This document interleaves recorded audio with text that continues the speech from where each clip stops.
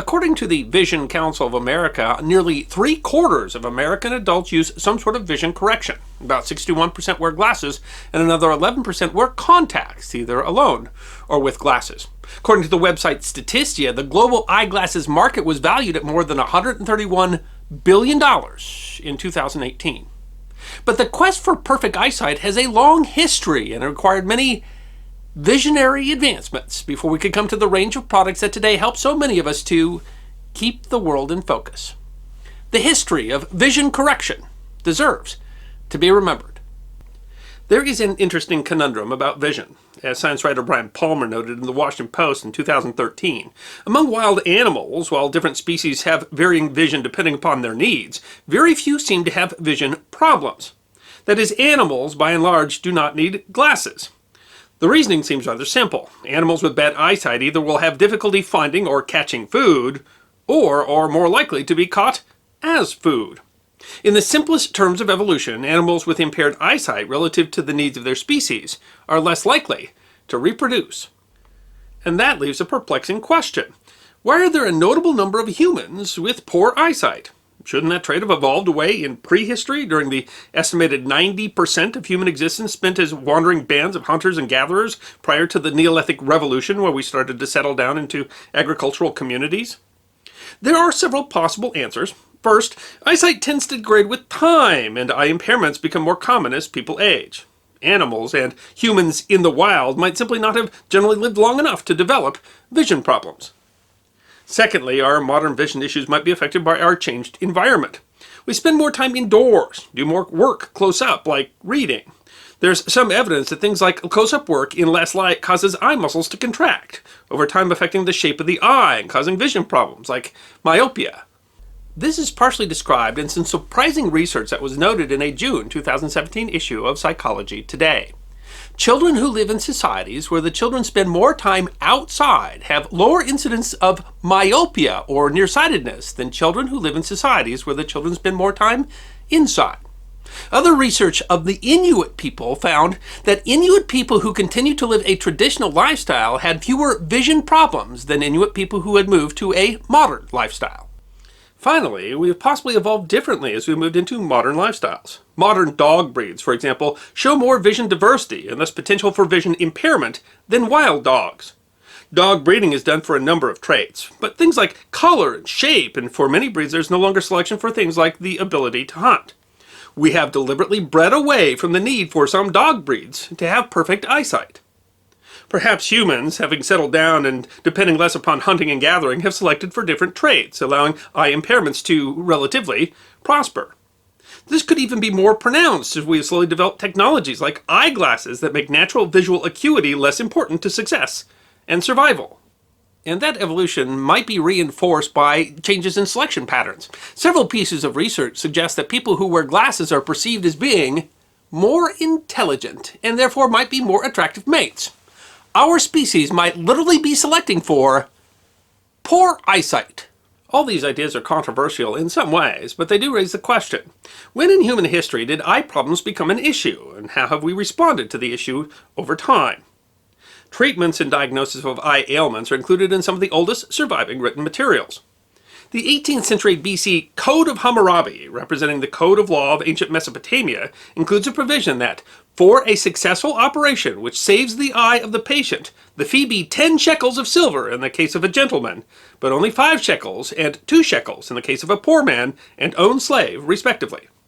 This is the first known written evidence of a discipline devoted to eye health. One of the oldest preserved medical documents is the so-called Ebers Papyrus, likely written around 1500 BC. The 110-page papyrus scroll seems largely to have been copied from earlier texts. The Egyptian medical papyrus devotes an entire section to diseases of the eye, identifying numerous conditions and treatments, although the work is likely a work of priests rather than physicians, and includes treatments such as incantations and what one history of ophthalmology calls foul applications and all the other manifestations of superstitious ignorance. The Surshamhita, an ancient Sanskrit text on medicine and surgery dating to sometime in the first millennium BC, describes 76 optical conditions and includes a description of couching as a treatment for cataracts. The technique, which involves using a sharp instrument to push the cloudy lens to the bottom of the eye, was widely practiced until the development of modern cataract surgery in the 19th century. Greek physicians described the anatomy of the eye. Their descriptions improved over time but still included errors. The 4th century BC Greek mathematician Euclid, for example, used geometry to describe the cone of an area in which an eye can see, but also postulated that sight was the result of rays that emanate from the eye. Given this early interest in conditions of the eye, you might think that the use of corrective lenses also has an ancient origin. The making and blowing of glass goes back as far as 3500 BC. Ancient Greeks had at least a basic understanding of refraction. Some suspect that the so-called Nimrod lens, a 3,000-year-old 1.5-inch diameter crystal unearthed in an archaeological dig of an ancient Assyrian palace, may have been used to start fires, making it the earliest known example of an optical device, although others suspect that it is merely a piece of decorative inlay. The Greek playwright Aristophanes notes the use of a transparent stone at the druggus with which you may kindle fire in his 424 BC play The Clouds. In 212 BC, the mathematician Archimedes of Syracuse might have used a large refractive lens, essentially a giant magnifying glass, to set fire to a Roman fleet that was besieging the city. The 1st century AD Roman naturalist Pliny the Elder described using refraction from a glass globe filled with water to cauterize wounds. And his contemporary, Seneca the Younger, noted that, using the same globe, you could read letters, no matter how small or dim. Although only fragments survive, the 2nd century AD work Optics by the Greek mathematician Ptolemy demonstrates an understanding of reflection, refraction, and color. So you might think, with this interest in the anatomy of the eye and an understanding of glass and optics, that the Greeks and Romans would have come up with the idea of creating lenses and putting them in frames in order to correct vision problems. In fact, the word lens itself is based on the Latin word lentil, which is a type of legume which, like many lenses, is convex on both sides. But in fact, the Greeks and Romans did not invent glasses, and we know that because there are many Greek and Roman works where people note that their eyesight grows worse with age and lament that no one had found a solution to the problem. In fact, the first description of a true lens for magnifying vision appears to be in the 1000 AD Book of Optics, written by Arab scholar Ibn al-Azan. His convex lens used to magnify an image is the first clear description of a magnifying glass. Sometime thereafter, polished hemispherical pieces of crystal or glass called reading stones, used to magnify text, came into use in Europe. Similar objects are still sold today. Ibn al-Azan's work was translated into Latin in the 12th century, and scholars such as Robert Grosseteste and Roger Bacon authored works on optics that seem to fully understand the use of lenses to make a small object placed at a distance to appear as large as we wish. It's not clear when exactly the first spectacles, fixing lenses into a frame to be worn to improve vision, were created, but a sermon delivered by a Dominican friar in the Italian city of Pisa in 1306 wrote, "It is not yet 20 years since there was found the art of making eyeglasses, which make for good vision." Guild regulations for the making of lenses were recorded in Venice by 1301, and by the mid-14th century, eyeglasses, most commonly used to address hyperopia or presbyopia, both conditions that affect the ability to see objects like text up close, were both mentioned commonly in writings and depicted in art. However, their use was still rare, largely among clergy. As a November 2019 edition of BBC News notes, glasses were used for reading, and only very few people could read. The invention of the printing press in 1440 created a larger audience, and the literacy rate in Europe more than doubled in the 200 years following Gutenberg's invention. More readers meant more demand for glasses, and the first specialist spectacle shop opened in Strasbourg in 1466. Glasses to that point used convex lenses to address hyperopia or presbyopia, but those did not address myopia, nearsightedness, or the inability to clearly see distant objects. The first known use of concave lenses to address nearsightedness were created for Pope Leo X in the 16th century. The extremely nearsighted Pope used the spectacles for hunting. Spectacles through the 17th century had limited means to affix them to the face. Some were tied by ribbons, others pinched to the nose, held on by friction. Very often they would simply be held in place by hand. In 1727, English optician and instrument maker Edward Scarlett first invented an eyeglass frame with ear hooks, as are commonly used today. Glasses that included two distinct optical powers came about in the 1760s. The invention is generally credited to Benjamin Franklin, who suffered from both myopia and presbyopia. although there are some claims that the idea may have predated Franklin. The term bifocals was not actually coined until 1827, when prolific English inventor John Isaac Hawkins patented trifocals, which have 3 optical powers which correct for distance, intermediate, and near vision. In 1825, English mathematician Sir George Biddle Airy created lenses to address another common eye ailment, astigmatism, the result of irregular curvature of the cornea that can cause blurred vision at any distance. English polymath Sir John Herschel first suggested the possibility of correcting vision with lenses directly over the eye in 1845, but a lens was not practically created and fitted until 1888 by German ophthalmologist Adolf Fick. Fick's was considered the first practical contact lens, but the heavy blown glass lens covered the entire sclera, or front of the eye, and could only be comfortably worn for a couple of hours.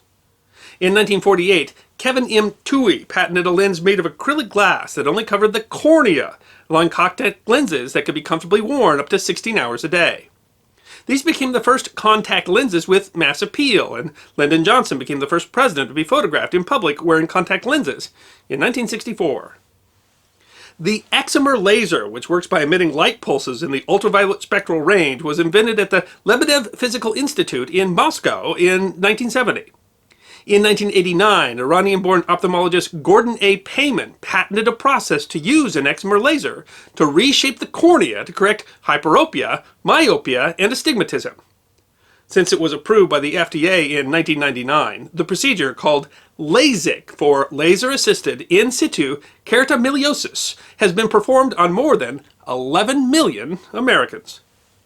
The common method for determining visual acuity owes itself to Dutch ophthalmologist Herman Snellen, who in 1862 created the Snellen chart. The chart shows characters on a 5x5 grid, and while he was not the first to create such a chart, his quickly became the international standard still widely used today. The chart allows a measure of standard vision, measured as the ability to correctly read a line of optotype characters when they, quote, subtended 5 minutes of arc and were separated by 1 minute of arc. The standard distance to identify the characters is 6 meters, or in America, 20 feet.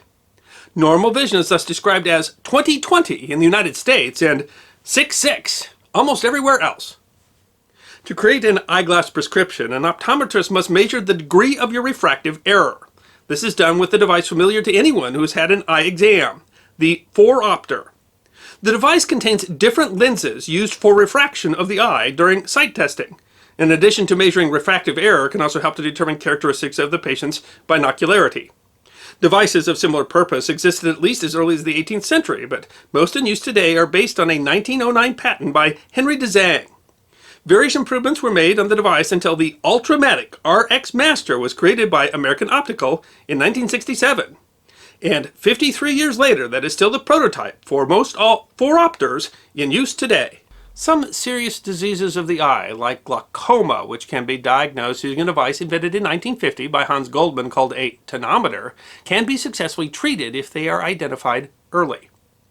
But an article in a 2010 edition of the New York Times entitled "What We're Not Looking After: Our Eyes" found that in a survey, some 86% of Americans who had diagnosed eye diseases were still not getting regular eye exams. The survey, which was conducted on behalf of the not-for-profit vision and healthcare organization called Lighthouse Guild, was particularly concerning because of the aging of the American population, which put some 61 million Americans at risk of severe vision loss. And it's not just the lost productivity and quality of life that comes with vision loss. There's real health impacts, as Mark Ackerman of the Lighthouse Guild notes. Some 16% of broken hips in America come as a result of accidents caused by vision loss. Regular eye exams can also identify eye and vision problems in children before it starts to impact their ability to learn in school. If the 3,000-year history of studying human eye diseases teaches us anything, it's that if you hope to see the future, or even what's right in front of your face, then you need to take care of your eyes. I hope you enjoyed this episode of The History Guy, short snippets of forgotten history between 10 and 15 minutes long. And if you did enjoy, please go ahead and click that thumbs up button. If you have any questions or comments or suggestions for future episodes, please write those in the comment section. I will be happy to personally respond. Be sure to follow The History Guy on Facebook, Instagram, Twitter, and check out our merchandise on teespring.com. And if you'd like more episodes on forgotten history, all you need to do is subscribe.